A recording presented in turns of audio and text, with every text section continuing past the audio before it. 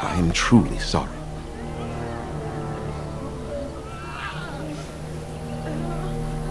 There are actual werewolves in the forest? There was a time in Ferelden's history when werebeasts roamed the lands in great numbers. Spirits possessed animals and turned them into horrific monsters. The humans warred against and destroyed these creatures. No doubt their tales of those days grow ever more inaccurate. Flemeth tells tales of such a time. Packs of possessed wolves akin to abominations roaming the land. It was a terrible age, now long past. The werebeasts are not all gone from this land, and the ones that stalk the Brazilian forests are proof of this. Why did these beasts attack you? They are savage and unrelenting. They need no reason to attack anyone. What is curious, however, is the ambush. We expect werewolves to be no more cunning than a rabid wolf. The ambush suggests a level of intelligence we've never seen before. Maybe they aren't as unintelligent as you think. I doubt that. The very curse that is in their blood fills them with an unreasoning rage that precludes any true thought. Is there no way to help your men? The affliction is a curse that runs rampant in their blood, bringing great agony and then ultimately either death or a transformation into something monstrous. The only thing that could help them must come from the source of the curse itself, and that would be no trivial task to retrieve. I'm good at non-trivial tasks. Within the Brazilian forest dwells a great wolf. We call him Witherfang. It was within him that the curse originated, and through his blood that it has been spread. If he is killed and his heart brought to me, perhaps I could destroy the curse. But this task has proven too dangerous for us.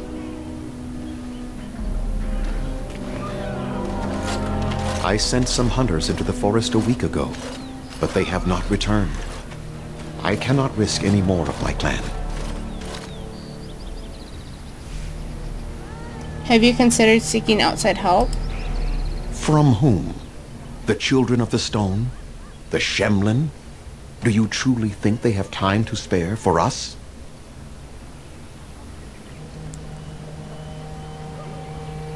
You said you could perhaps destroy the curse?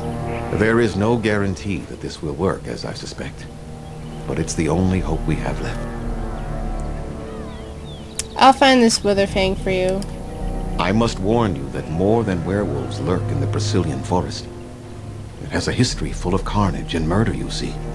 Where there is so much death, the veil separating the spirit realm from our own becomes thin, allowing spirits to possess things, living or dead. But if you can indeed help, then I wish you luck. I have some questions for you. Make them quick, if you please. I have much to do here. My apprentice Lanaya or Sayrel, the clan's storyteller, could provide you with answers just as easily. How do I find Witherfang? Do you have any advice? Watch for the white wolves. They are his eyes and ears in the forest. Tell me more about this curse the hunters suffer from. There is not much to say. It stemmed originally from Witherfang, but now any werewolf may infect someone with it. So did all werewolves ever stem from Witherfang? No. The ones from this forest, however, do. So if a werewolf bites me, then I will become infected? It is possible, but not guaranteed. The only way to protect against the curse is not to be bitten. How do you know if you've been infected by the curse? You will know within a matter of days. You will begin to sweat and vomit, and most tellingly, your temper will become wild and uncontrollable. If that happens to you, you should seek out Witherfang even more swiftly. Your mission at that point will be rather personal. How did this curse start? That is a long tale I do not have time to tell. Ask Sayrel about it if you wish. I want to ask about something else. Go on then. I should go. I must return to caring for my people. Creator's speed on your way. Alright, so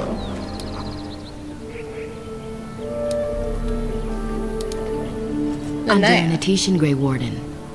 My name is Lanaya. I am Zathrian's first, what you might call an apprentice, perhaps. I've been studying under the Keeper all my life. I am a bit curious of the outside world. Do you mind if I ask you a question or two?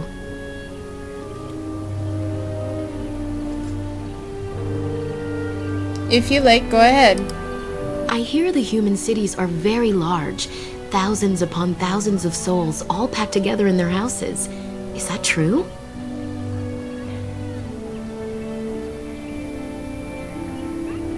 Yes, some are larger than the eye can see.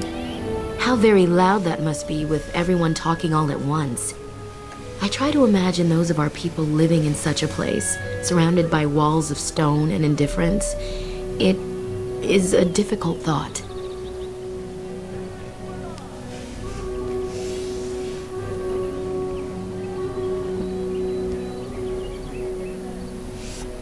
They are used to it just as the humans are. Being accustomed to pain and suffering does not make it any less tragic. It is said that one day we will have a land of our own. We Dalish gather the ancient wisdom in preparation for this. When that day comes, all elves, even those who have forgotten, will reclaim their former glory. I have a question, if it's not too impolite to ask. Do your people regret what they did to ours?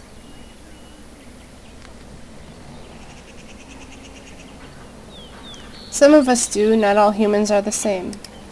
I see. That is difficult for our people to accept. Even if only some were in favor of what was done to us, the rest did nothing to stop it.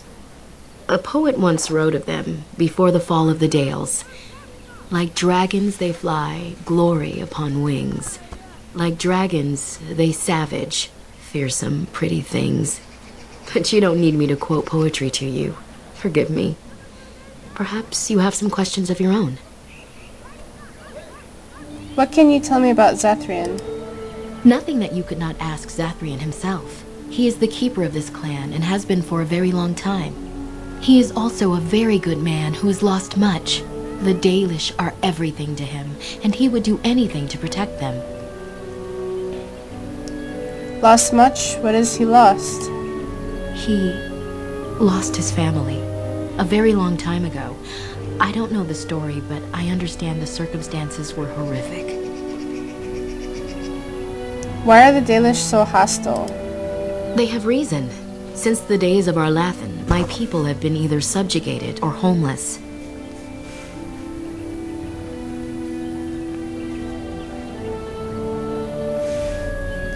But I'm not responsible for what has been done to the elves. Aren't you? You're human. And to many of them, you represent the humiliations our people have suffered for generations. You may not have been personally responsible, but such feelings are not easily overruled by logic or fairness. You aren't hostile. I was not born here, so I see things differently from the others. Still, I do not blame them for what they feel. Perhaps this may change one day, but I believe the humans would have to take the first steps, if they are capable. Wasn't your homeland called the Dales? That was our second homeland. Our first was the great city of Arlathan. The Dales came when they were freed from enslavement. Elves everywhere journeyed hundreds and thousands of miles to the Dales, eager to start their lives anew. They called it the Long Walk. They reached the Dales and made it their own. And one day it was taken from us too, and you wonder why we are hostile. Is there no way to get on your clan's good side? It requires an individual to prove he is not the outsider we have come to expect. Your own task to help our clan is certainly a step in the right direction. I want to ask something else. Certainly. What does a keeper do exactly? A keeper is, first and foremost, the leader of the clan. He decides where we go and when we shall move. He's also responsible for